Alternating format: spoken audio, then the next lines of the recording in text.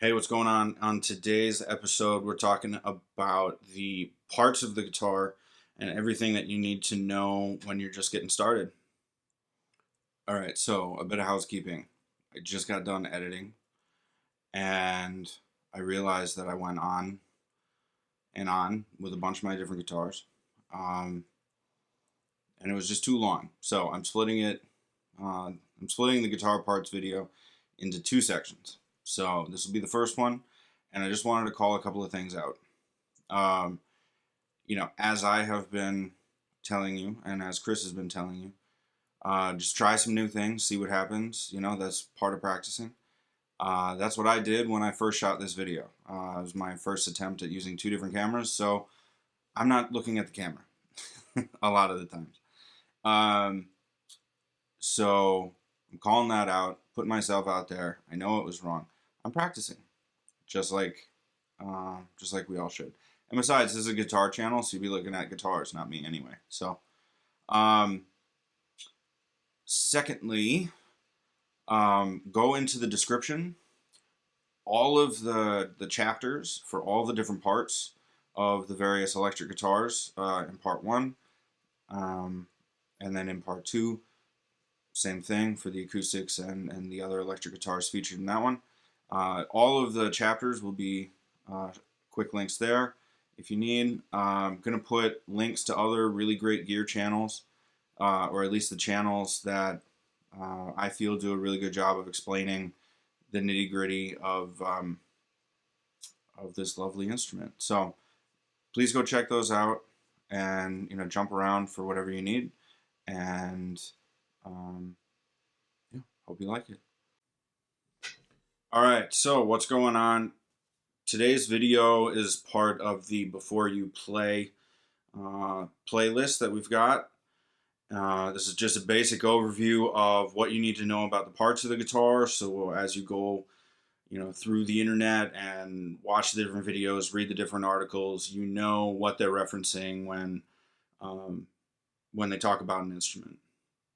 So I have here actually my wife's first guitar. It is a rather heavy Peavy Predator.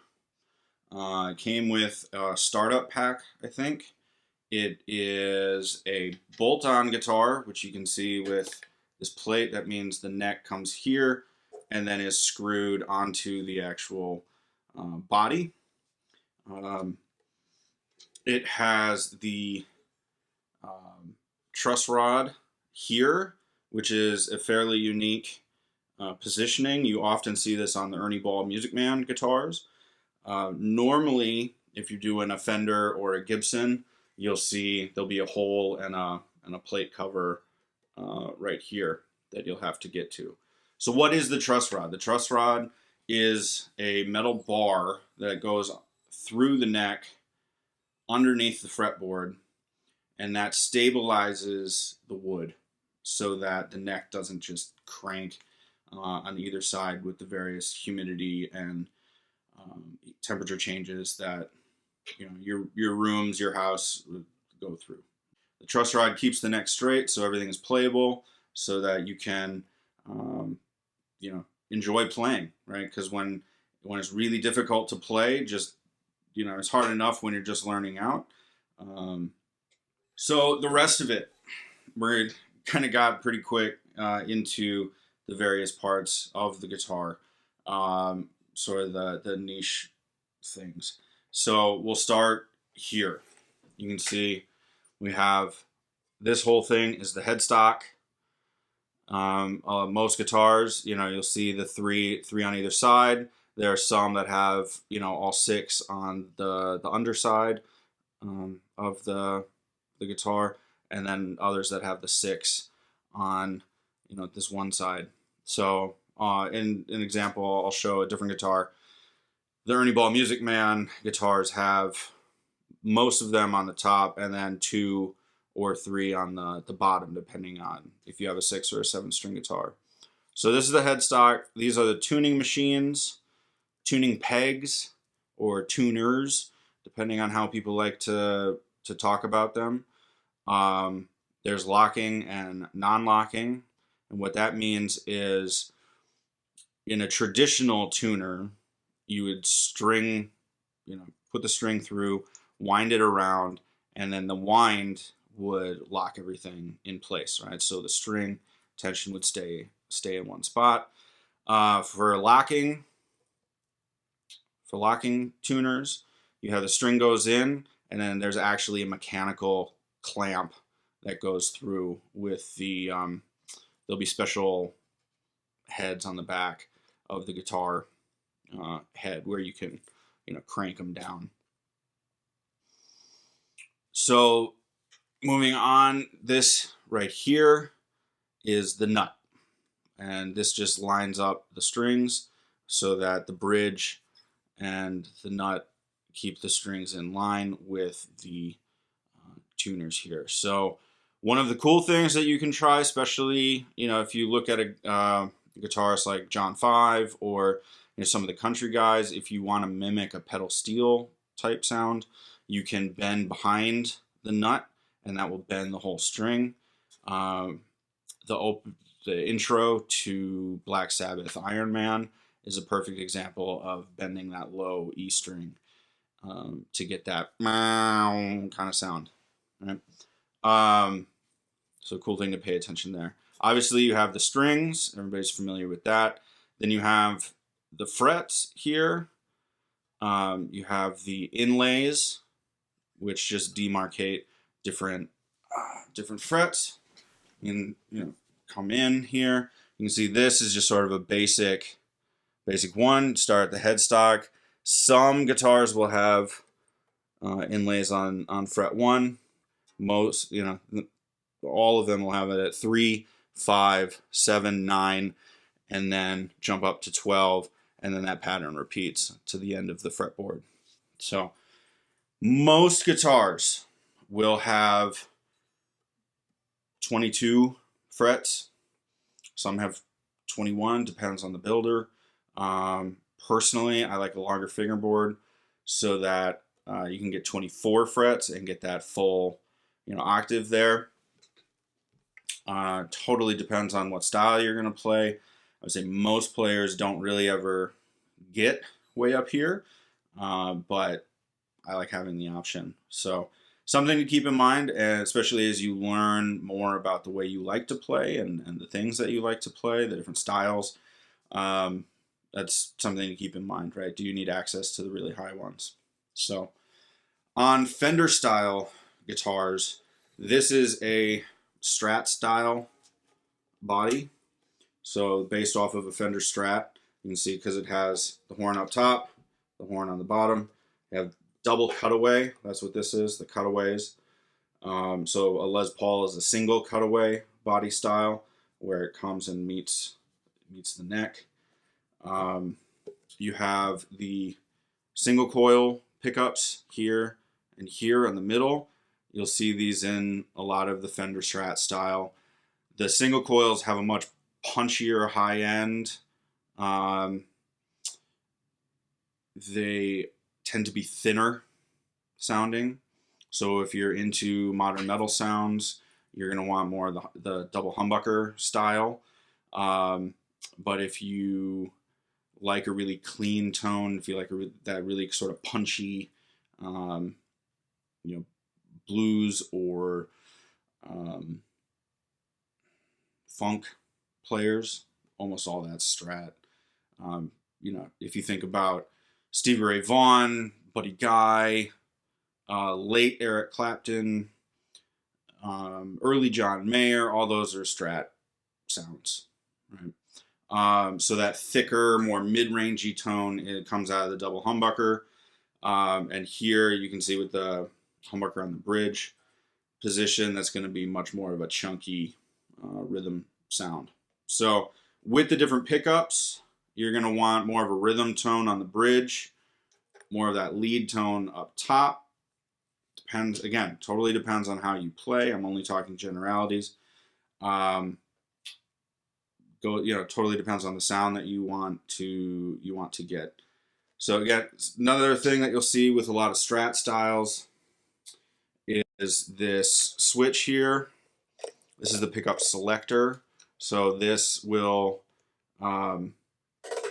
You can see this is a 5-way, so 1, 2, 3, 4, 5, and that'll be different combinations of the pickups. So all the way back is the bridge here, all the way forward is the neck, obviously middle, and then some combination of the two in between. So then you have the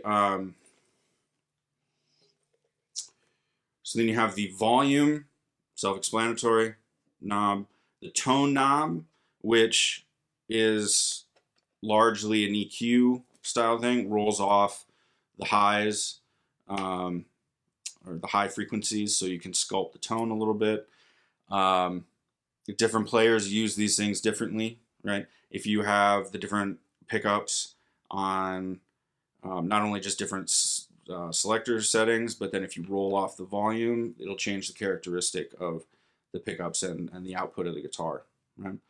So another thing, the big pearlescent thing here is your pick guard. What that does is just prevent you from scratching the guitar when you're playing with your pick. A lot of the guitars that I prefer to play don't have them.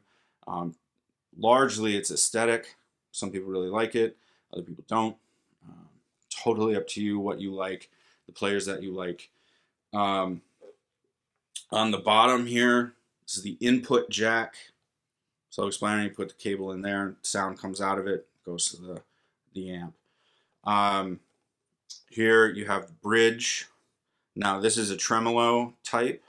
However, my wife lost her trem a long time ago.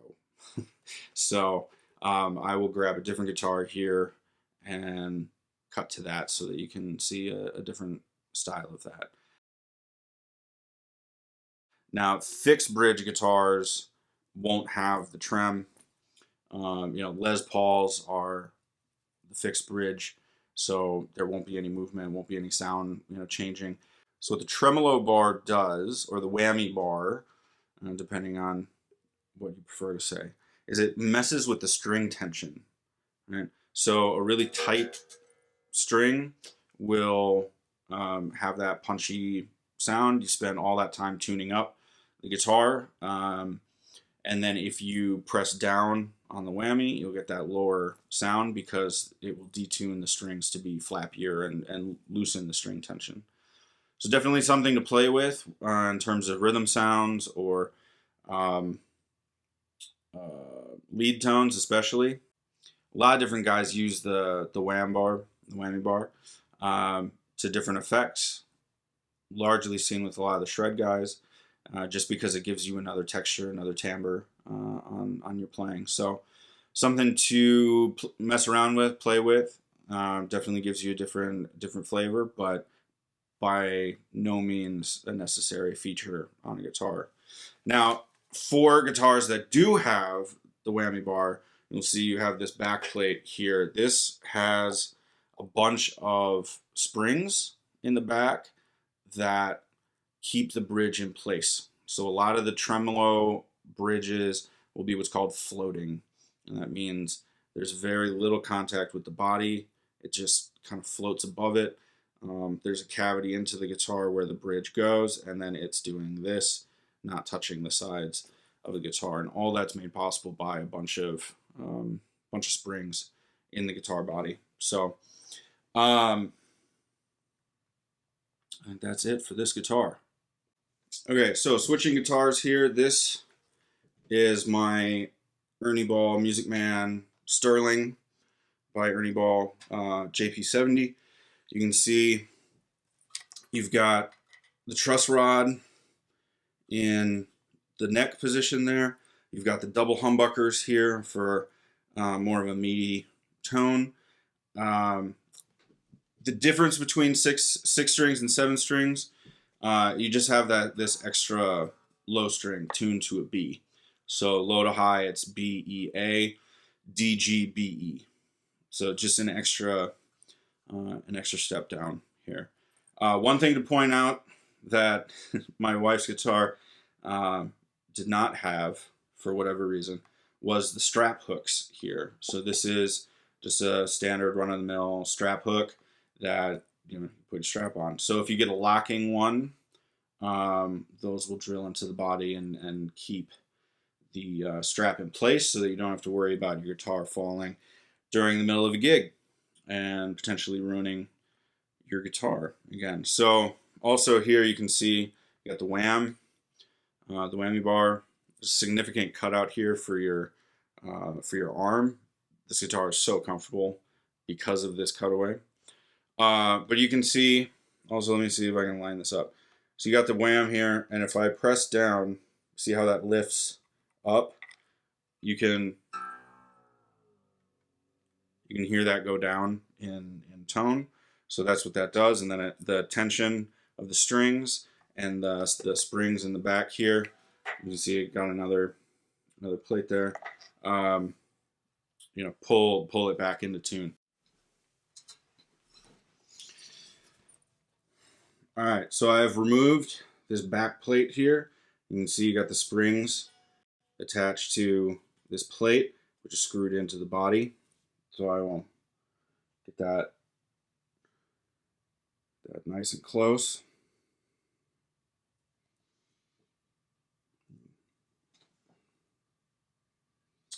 And then what happens is as you press down, you can see how the springs start moving, pull away, and then ultimately return the bridge back to where it was. So it's nice and floaty.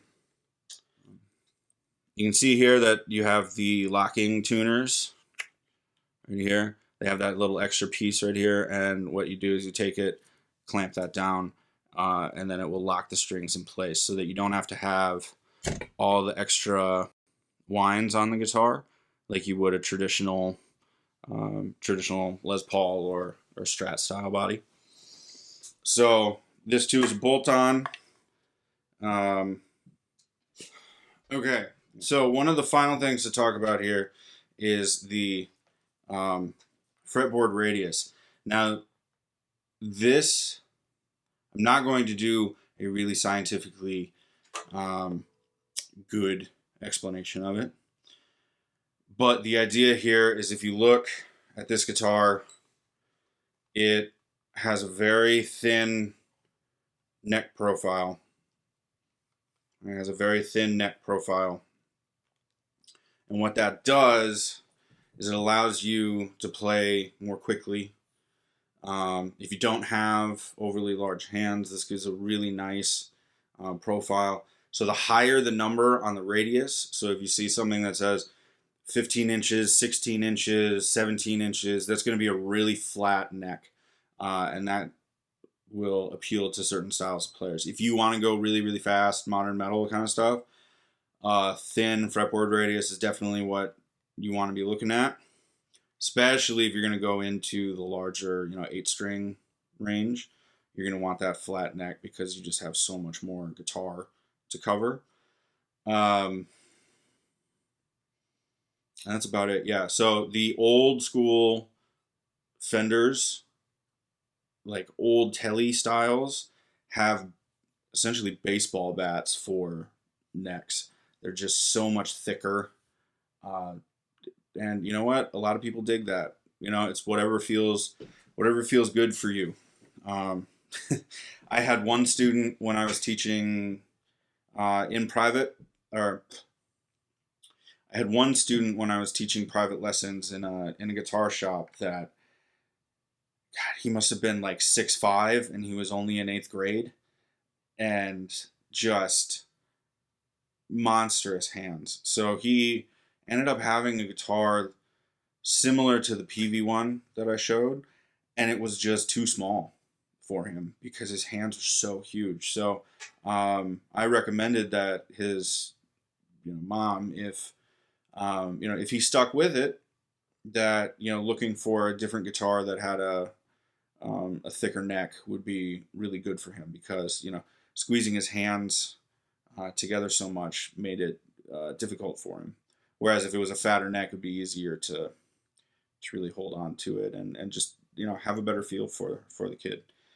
Could have went on bass too. Bass would have been a good choice.